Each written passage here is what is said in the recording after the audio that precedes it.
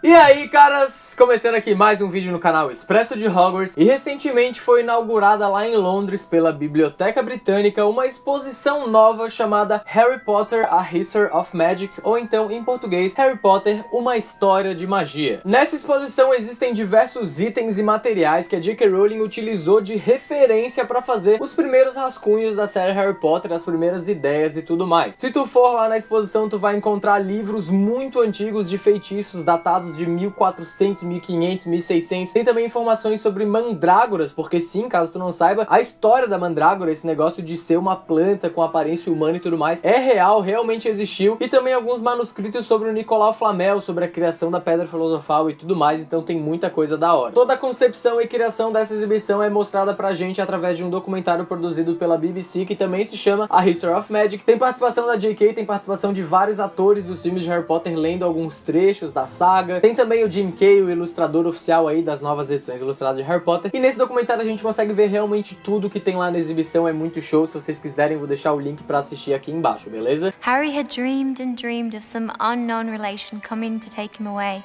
but it had never happened. I don't think everyone should believe in magic, but I'm not sure I would trust anyone who doesn't, in some way or another.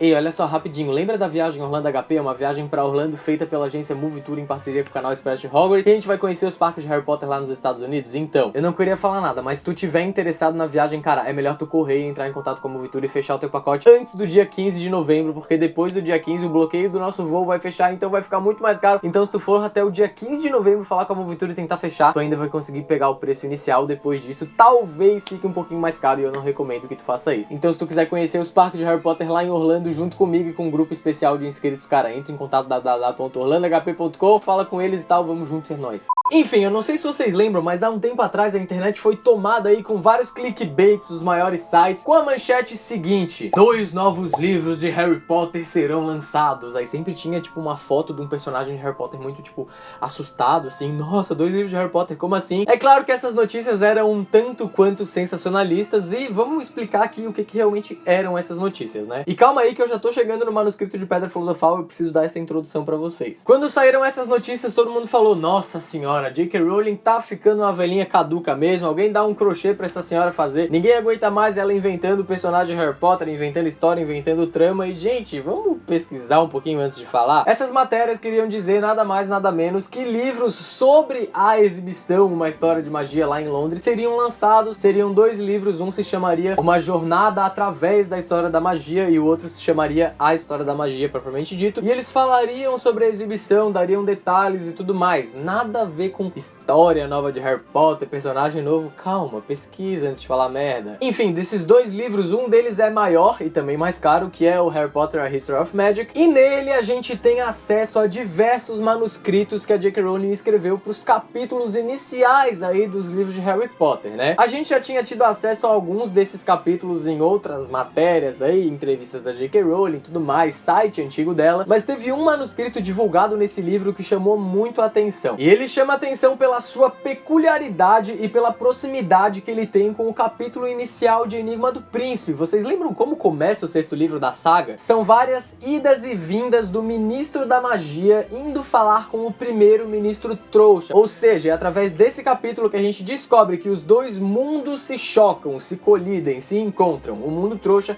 e o mundo bruxo. O governo bruxo é obrigado a avisar o governo trouxa quando tem alguma coisa acontecendo, alguma coisa de estranho, desaparecimento, um assassino à solta. Por exemplo, quando Sirius ficou solto lá em 1993, o Fudge teve que entrar em contato com o primeiro-ministro trouxa. Ele aparata lá no gabinete e fala: ó, então, tem um assassino doido aí, é melhor tu noticiar na televisão trouxa que tem um assassino meio louco. Não fala que ele é bruxo, mas fala que ele é perigoso. Então o governo trouxa sempre sabe o que tá acontecendo por baixo dos panos do governo bruxo. Então, meus amigos, a J.K. Rowling pensou em usar esse primeiro capítulo de Enigma do Príncipe lá no primeiro capítulo de Pedra Filosofal. Porém, de acordo com ela mesma, ela teve que cortar, dizimar isso, porque senão ela ia dar muita informação, muita pista sobre o futuro da história logo no primeiro capítulo, sabe? E vocês vão ver que faz muito sentido ela ter feito isso. Os créditos desse vídeo vão aí para os queridos Animagos, site de notícias e conteúdo de Harry Potter aqui no Brasil. Se tu quiser conhecer um pouquinho mais o trabalho deles aí, www.animagos.com.br. Muito obrigado pela matéria, muito obrigado pela tradução tradução do manuscrito, e agora sim vamos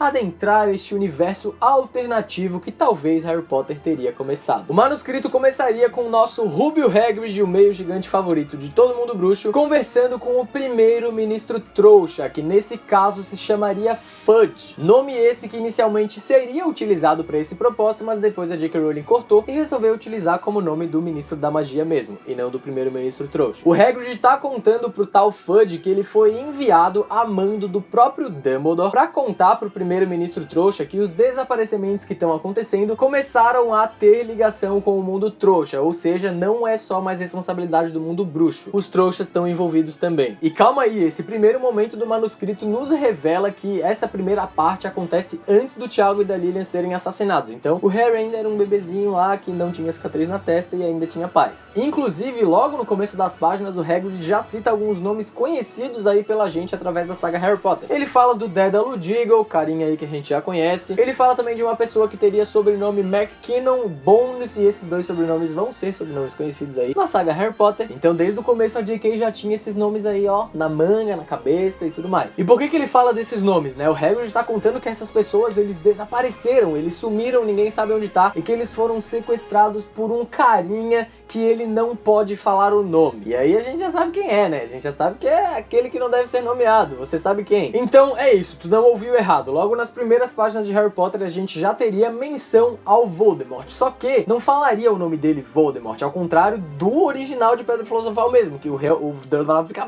Dumbledore realmente fala Voldemort. Não, nesse primeiro capítulo a gente não saberia o nome dele, mas a gente teria uma descrição física dele, coisa que no original mesmo de Harry Potter a gente só foi ter lá no final de Pedra Filosofal, quando o Harry realmente vê o Voldemort. E nesse manuscrito, meus amigos, pasme, o Voldemort é descrito como um anão de olhos vermelhos. E eu sei que agora na tua cabeça tu tá tentando imaginar e não tá conseguindo, porque né, a gente já tem na cabeça a imagem do Voldemort e tudo mais, fica meio estranho pensar ele como um anão, mas eu acredito que, né, se realmente essa história tivesse saído, a gente ia se acostumar. Além disso, o Hagrid garante pro Fudge que o Voldemort não é humano e que ele não pode ser morto, e que o Dumbledore já tava mexendo os paninhos ali por trás, né, tendo umas ideias pra acabar com essa história, pra realmente derrotar o tal vilão anão de olhos vermelhos. Parece que eu tô falando do Yu-Gi-Oh, tá ligado? O dragão negro de olhos vermelhos, dragão branco de olhos azuis. Mas enfim, ainda bem que a J.K. Rowling cortou isso do começo do negócio, né? Senão ela já ia dar uma pista ali, pá, o Voldemort é imortal, ele não é humano, ele não pode morrer, e o Dumbledore tá tendo uns planos aí, reunindo um exército pra acabar com isso. Porra, é um spoiler gigantesco, né? Enfim, J.K. Rowling cortou, manuscrito vai, manuscrito vem, e a gente descobre mais algumas pequenas coisas ao longo dele. Primeira coisa, o tio Walter, ao invés de trabalhar na empresa chamada Grunnings, que é lá na história original de Harry Potter, ele seria funcionário do governo trouxa, ou seja, seria ele um subordinado, né, do primeiro-ministro trouxa,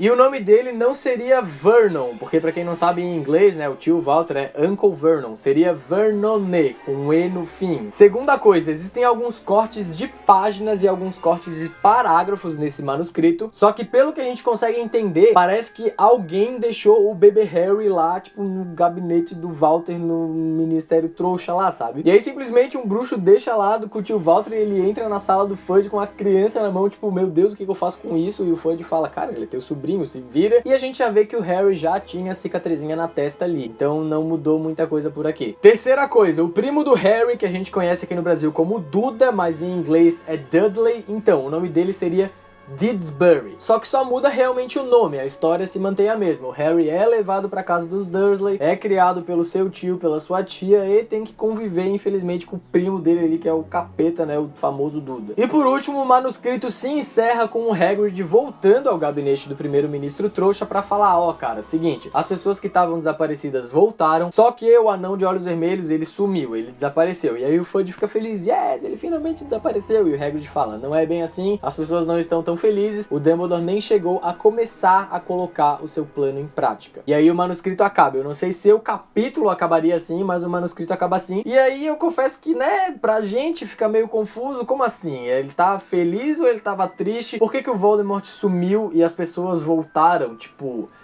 Não consigo entender, meu Deus, eu queria ter acesso a isso de verdade. Eu sei que não muda nada, porque, né, a história original não é essa, mas enfim, poderia ter sido. Eu queria saber como seria o desenrolar disso. E vocês, deixem aqui nos comentários o que vocês acharam disso, como seria Voldemort nesse aspecto aí diferente, como seria tudo isso, o tio Walter trabalhando pro Ministério Trouxa e tudo mais. Além da tua opinião aqui embaixo, deixa o teu like pra ajudar aí o canal na divulgação. E se tu curtiu esse vídeo aqui, ó, cara, clica pra assistir outro, quem sabe tu não gosta e quem sabe assistindo esse outro, tu curte o meu conteúdo e se inscreve aqui no canal. E a gente se vê no próximo vídeo então, valeu e é nóis.